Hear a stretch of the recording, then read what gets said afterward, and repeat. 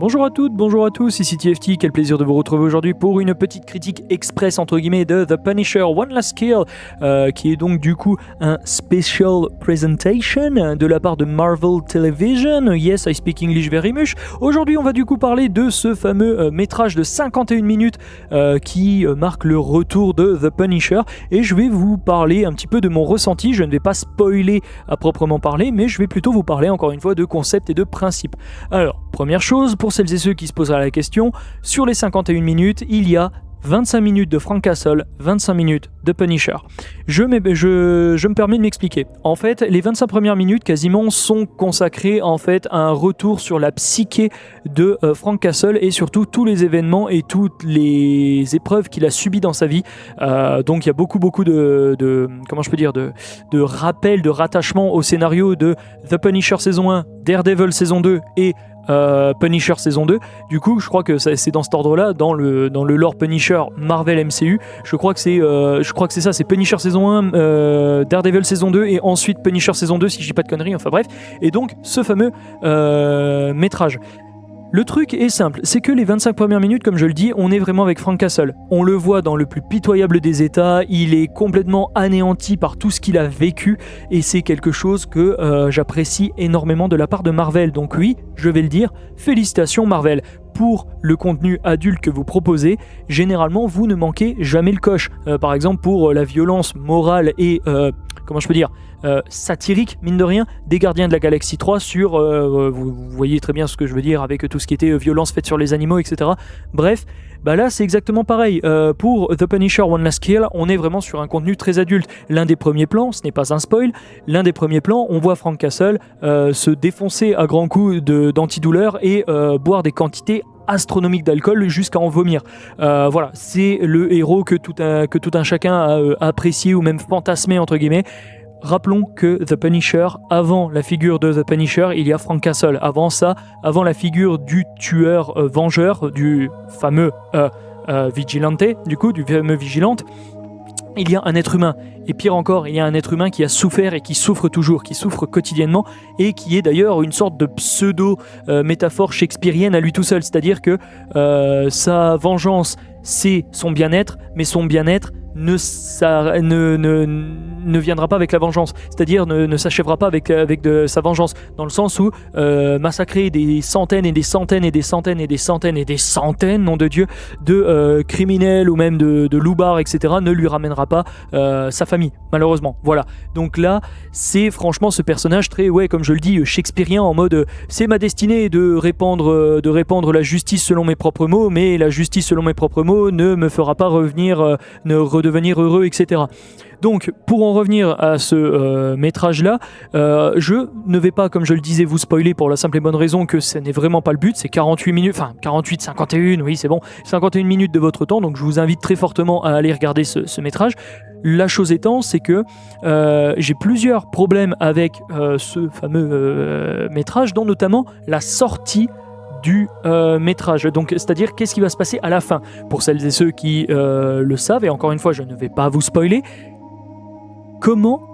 vraie question, comment ce personnage ultra violent, démesurément violent, hein, on est vraiment au niveau violence Daredevil saison 2, là, hein, clairement, hein, niveau violence, éclat de sang, gerbe de sang, fusillade, massacre au couteau de cuisine, etc.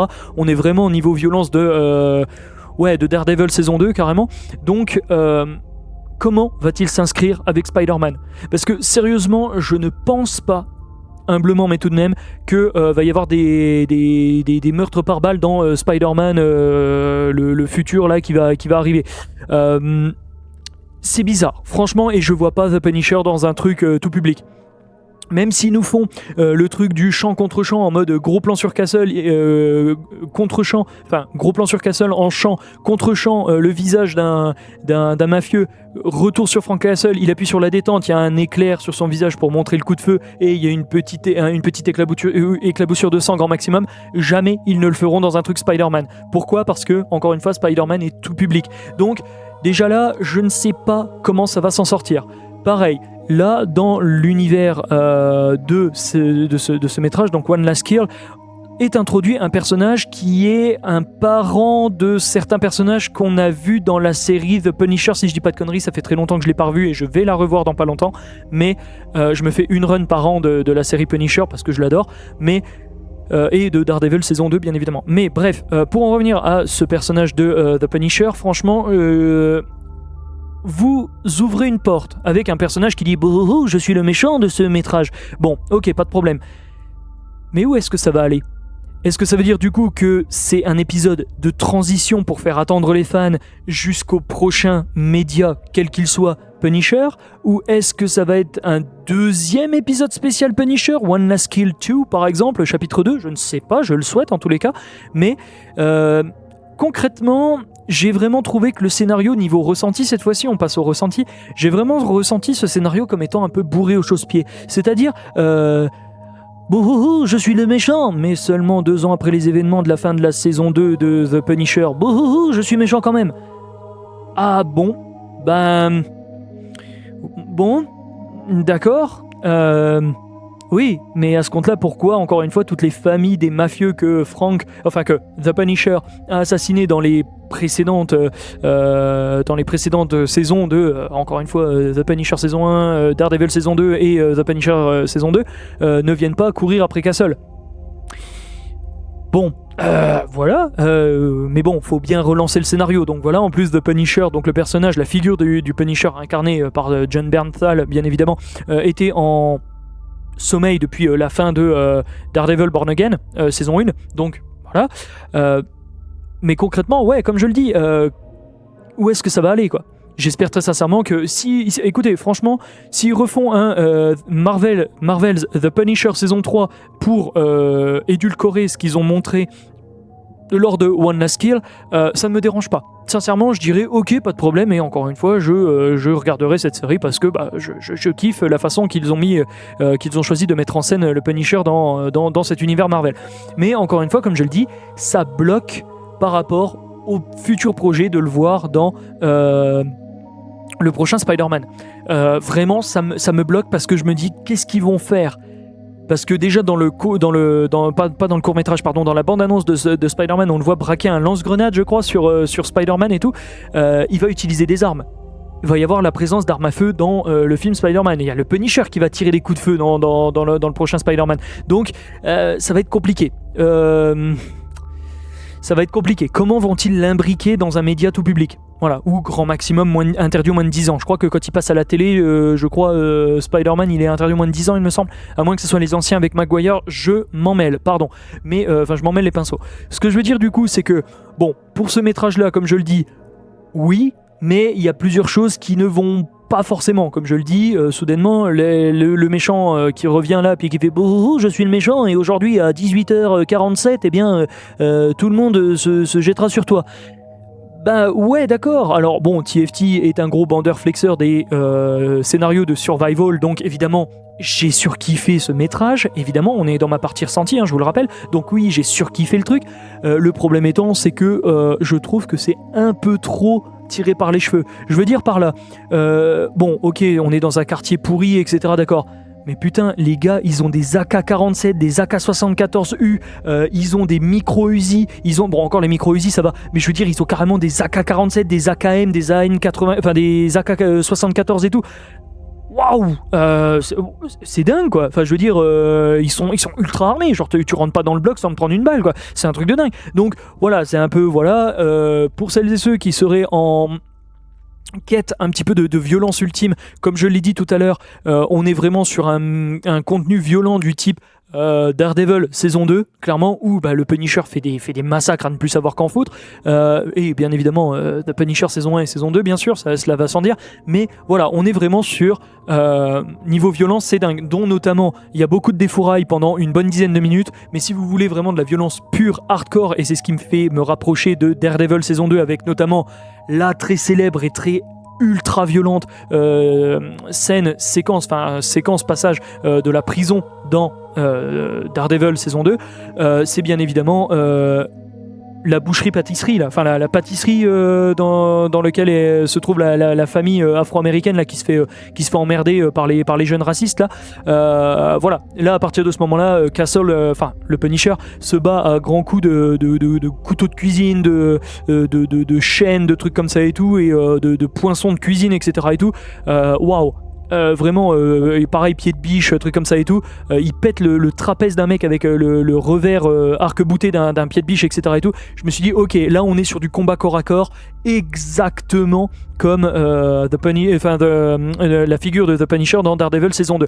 Donc encore une fois, c'est même pas mettre une note parce qu'on sent que c'est un lancement, on est sur la rampe de lancement de quelque chose là. Soit ça se termine dans Spider-Man, ce que je pense vraiment pas parce qu'il faut vraiment finir le méchant en question. Vous savez, celui qui fait je suis méchant. Bref, il va falloir vraiment le finir avec, je pense, une saison entière. Je pense pour que The Punisher remonte jusqu'à ce personnage ennemi. Je dis depuis tout à l'heure le méchant, mais on parle ici de propos non genrés, hein, histoire de pas spoiler bien sûr, messieurs dames. Donc voilà, la figure du méchant donc, mais de l'antagoniste. Mais voilà, comme je le dis, sincèrement, vous me faites une saison 3 de Marvel's The Punisher avec cette violence, cette intensité, cette baston et surtout ce côté que surtout pitié Marvel, je sais que vous chiez dans la colle souvent, mais ne perdez pas le côté humain 50-50 de Frank Castle d'un côté et la figure de The Punisher de l'autre. Comme je le dis, félicitations pour ce métrage. Il est pas parfait, loin de là, hein, notamment le Frank Castle PS3 qui tombe sur le comment je peux dire, le convertisseur d'air là. Allez vous faire foutre. Sérieusement, vous faites des effets spéciaux plutôt cool au niveau des éclatages de tête parce qu'il y a des balles qui se perdent, etc. et tout, ou même des impacts de coups de couteau et tout, et des impacts de sang et des jets de sang. Et par contre, vous faites un vieux Frank Castle en qualité PS2, PS3 qui tombe du toit. Allez vous faire foutre Marvel à un moment. Enfin bref, voilà, vous voyez, c'est ce que je disais, va te faire foutre Marvel pour tes effets de merde. Par contre, félicitations pour avoir respecté votre personnage. Le métrage en lui-même au niveau du scénario, comme je le dis, je vais pas lui mettre une note parce que on est sur une rampe de lancement, une rampe de lancement TFT, arrête de... Non, rien du tout. Faut que tu dormes plus TFT, mais bref, vous êtes sur une rampe de lancement, donc encore une fois, c'est comme dire, ah ouais, c'est le pilote d'un épisode de saison, bah c'est pas ouf. Bah ta gueule, attends de voir la fin de la saison avant de juger. Bah là c'est pareil, donc encore une fois, tous mes encouragements pour Marvel, sincèrement, du plus profond du cœur. Par contre, allez vous faire foutre pour certains effets qui sont plus que passables, dont notamment le Frank Castle PS2 qui tombe du toit sur un récupérateur d'air conditionné machin sur le toit. Vous savez très bien de quel plan je parle. Voilà, et aussi des faux raccords à ne plus savoir qu'en foot. A-t-il un flingue? A-t-il pu un flingue sur le truc d'après? Oh bah zut alors, bah du coup je vais devoir me battre au corps à corps. Bah c'est con, hein, pareil, la scène du cimetière, no spoil, encore une fois concept, on voit Frank Castle utiliser une sorte de... Ça doit être un TTI Viper, je crois, ou Sand Viper, si je dis pas de bêtises. Pourquoi il l'utilise pas tout le reste du court-métrage, enfin du moyen-métrage? Bah oui, parce qu'au bout d'un moment, il arrête pas de récupérer des armes de poing, des armes d'assaut de droite à gauche. Mais t'as une arme à feu sur toi, tu l'avais pendant la scène du cimetière. Voilà, vous avez plein de trucs qui font que vous allez dans des trucs de scénario. Oui, ça légitime du coup des phases d'action super cool. Oui, mais d'un point de vue, comment je peux dire, concret, bah t'es là, tu fais faux raccord. Bon bah, dommage. Donc voilà, encore une fois, va te faire foutre Marvel, mais félicitations Marvel d'avoir respecté votre personnage. Donc voilà, c'était TFT, j'ai surkiffé, je sais que ça sera pas du goût de tout le monde, c'est probablement le mot principal de cette critique. Comme d'habitude, ce ne sont que mes avis et cela n'engage que moi. Merci à toutes et à tous d'avoir suivi ce... podcast, review sans script de TFT. Et puis bah écoutez, comme à chaque fois, je vous remercie d'avoir suivi ce contenu. Je vous dis à bien vite, n'hésitez pas à me faire un petit bisou sur Twitch dès que je suis en stream tous les soirs à 19h. Et je vous dis à bien vite, c'était TFT, passez une bonne fin de journée, portez-vous bien, la bise. Et ouais, faites-vous kiffer, regardez ce moyen métrage, il est trop cool. Salut, et 14 minutes tout pile, trop cool.